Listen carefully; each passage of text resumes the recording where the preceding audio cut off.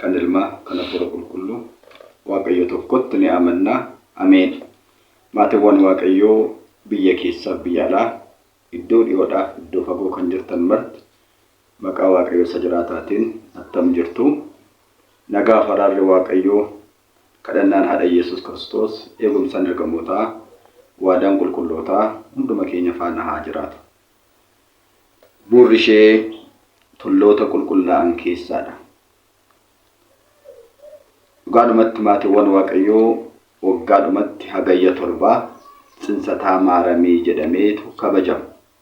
Ayyaana guddaadha. Waa'ee maaliif Tsinsataa Maaramii jedhamee kabajamaa beektu laata?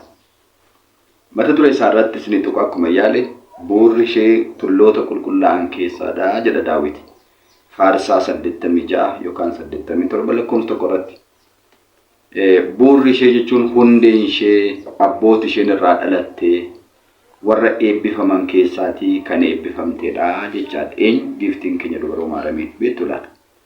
Tulluu kan jedhu hiika gurguddaa baay'ee qaba. Akka hima isaatiitti.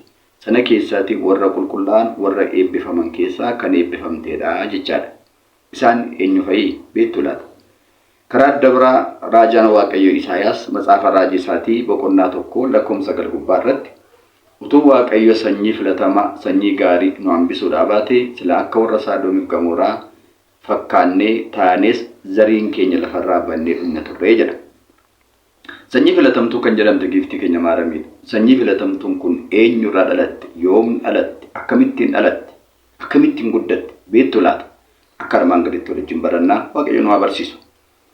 Hannaadhaaf Yaaqemiin dhaloota gooftaa keenya Yesuus Kiristoos fuuldura bara 16 keessa. Bara 16 jechuun barri Addaamitti murame, barri dheekkamsaa, barri du'aa, barri cubboo waggaan 5500 sun caccabaa dhufee 16 irra gaafa ga'u hamilee yookaan adoolessa gaafa 30 mul'ata addaa tokko argani. Gara fuulduraatti abdii kan isaaniif ta'u. Bara dheeraadhaaf dhala dhabanii turaniyyuu amma akka isaan dhala argachuudhaaf jiran Waaqayyo mul'ataan isaanitti dubbate. Waggaa kana Waaqayyo kan mul'ataan nutti kana nuuf haadha boomsu jedhanii guyyaa sanaa ka'anii subaayee tokko laguu qabatani. Subaayee tokko jechuun torban tokko jechaadha.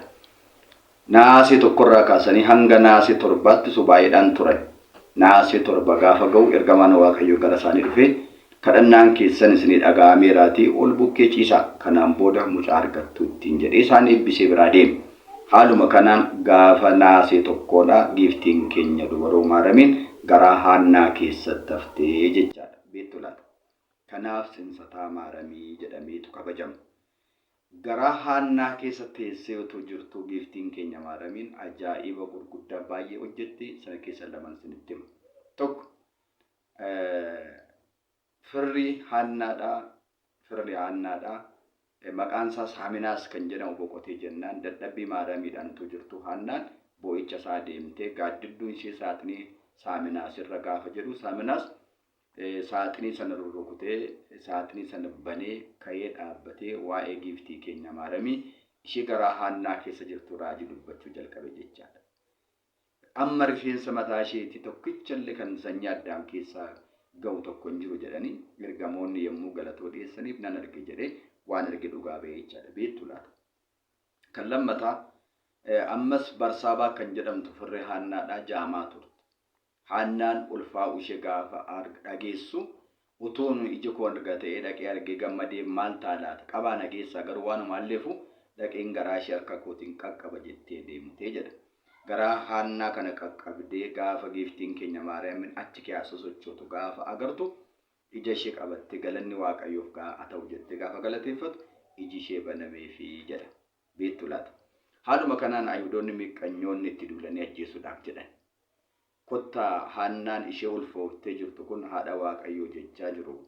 Utuu isheen hin da'in ajjeemnaa jedhanii itti mari'atan. Gaafuma sana galgala ergamaan Waaqayyoo qulqullichi Gabri'eeliin Yaaqemiif Haannaa diinni isin balleessuu waan barbaaduuf dafaa tulluu Libaanoositti baqadhaa jedhe. Tulluu Libaanos irra baqatanii dhaqanii bulan. Caamsaa gaafa tokko ganama barii giftiin keenya dubaroo Maaramiin Haannaarraa dhalattee jechaadha. Beektu laata? Firoonni ishee faana ba'anii achirratti torban tokkodhaaf oolaa qalanii mulluu affeelanii maxinoo maxinanii abbaan waan qabu fudhatee achirratti ayyaaneffannaa guddaa godhan gammachuu guddaatu ta'e. yaadannoo kanaaf illee caamsa tokko har'a alatti kan mul'uun affeelamee godhamu kanaaf jechaadha beektu laata. Egaa Haannaa fi Yaaqeemiin mucaa argatan kanaan gammadanii mucaan argatan kunis dhugaadhumatti waggaa 3 mana abbaa isheetii jiraatti. Waggaa 3 mana abbaa isheetiif harmee ishee jiraatte booda wareegaan godhanne waan ta'eef wareega nyaachuun cubbuudha waan ta'eef jedhanii mana qulqullummaatti geessan yoom muddee 3 bara 12 keessa muddee 3 bara 12 bara 12 isiniin jedhu ammas in barri dheekkamsaa bara Addaamitti murame sun caccabaa dhufee 12 irra gaafa ga'u jechaadha. 15 gaafa ta'u dhalatti 12 gaafa ta'u immoo mana qulqullummaatti geessan amma irrachaa jira waan ta'eef barichi bari dheekkam bari du'aa kun dhumaa jira waan ta'eef. Haaluma kanaan mana qulqullummaa keessa immoo waggaa 12 jiraatti. Mana qulqullummaa keessa waggaa 12 waggaa jiraatte kana keessatti ergamoonni Waaqayyo Waaqarraa nyaata ishee nyaachuu qabdu masoobii warqee keessa kaa'anii kan isheen dhudhummoo masoobii xoofoo ifaa keessa kaa'anii fidanii sooraa turan jechaadha. Keessumatti kan akka qulqullaa Faanu'eel. Haa ta'u garuu mana qulqullummaa kana keessa waggaa jiraattaa turtes qormaati guddaatu baay'een irra ture. Garuu Waaqayyo waan ishee eegaa tureef homaa tokko isheetti bu'uullee hin dandeenye jechaadha. Haaluma kanaan garuu waggaa 12 gaafa guuttu qormaati addaa tokko ishee mudate. Qormaati addaa ishee mudate kun keessaa ishee mudate. Karaa keessaa ishee mudate. Kiristiyaanonni kan isaan qoraman kan alaa keessa qofa miti keessaanis hin qoramu. Yeroo isheen waggaa 15 guuttu maal jedhanii xuraa'ummaan Hewaan ishees qaqqabuu danda'a. Mana qulqullummaa keenya nu jalaa xureessiti mana kana keessaa baatu jedhan. Garuu sokkoon Hewaan xuraa'ummaan Hewaan raawwatee giftii keenya maaramirra hin geenye. Egaa warri nuti cubbuudhaan xuraanuu karaa ishee fayyuudhaaf dhufan waan ta'eef akka namaatti ilaalanii akka namaatti yaadanii mana qulqullummaa keenya keessaa baatu jedhanii irratti maree hin taane geggeessan jechaadha. Waggaa kana attam goona eeyutti ilaalla gaafa jedhan haa eerumtuus keessaa baate jedhan. Kaan akka namaatti ilaalanii distii dhaabuun beektu eelee qopheessuu biddeen toshuun beektu haramaan beektu kana eenyutu fuudha jedhanii irratti gungumuu jalqaban. Haadha mootii moototaa. Harmoota warra distii dhaabuu beekanii fi ogummaa kan kenne beekumsa kan kenne harmee Waaqayyoodhaan akka namaatti lakkaa'anii akkas jedhan. Garuu isheen waan isheen dadhabde jettu hundaa beektu hundaa gochuu dandeessu turte jechaadha. Egaa haaluma kanaan habaatu jedhanii akka isheen baatee eerumtuuf itti murteessan. Yeroo kana namni 4,000 natu fuudha jedhanii dorgommiidhaaf dhiyaatan jedhan agarra Maariyaamiin. Namoota 4,000 kun akka sadeetu ture. Tokko dargaggeessa fuudhuuf jedhee qarshii dhabee taa'aa turetu dhiyaate. Kaan immoo sababa garaagaraaf haadha manaasaa kan lakkise kan dhiisetu fuudhuudhaaf dhiyaate. Kan sadaffaa immoo warra haadha manaan jalaa duutetu dhiyaate. Eda'amni isaanii nama 4,000 jedha. Haa ta'u garuu abbootiin calalanii warra haadha manaan jalaa duutetti ilaalla. Warra maanguddootti ilaalla gaafa jedhan warruma 4,000 keessaatii isaan immoo meeqa ta'an baay'inni isaanii 1,985 ta'an jechaadha. Isaan kana mattam goonare jennaan abbootiin amantii yeroo sana turan akkuma lubummaan Haroon akkuma lubummaan Aaroon iyyama Waaqayyootiin ulee isaa irratti mirkanaa'eef ammas dhaabbata yookaan ulee jara kanaa harkaa funaannee mana qulqullummaa keessa keenya irratti kadhannaan haa ta'u Waaqayyo abbaa jaallate akkuma lubummaa Aaroon mirkaneesseef karaa ulee isaatii mirkaneessu jedhan jedha. Dhugaadhumatti seera lakkoomsaa 17 irratti uleen Aaroon ulee namoota 70 keessaa hiddi isaa lafa qabatee baala baasee daraaree ija naqatee bule akkuma ta'e. Kanaaf uleen isaanii isaan qabatan kun ajaa'iba hojjetu jedhanii mana qulqullummaa keessa ulee 1,985 sassaabanii kaa'an. Abbabbaan maqaa irratti barreeffatee kaawwate.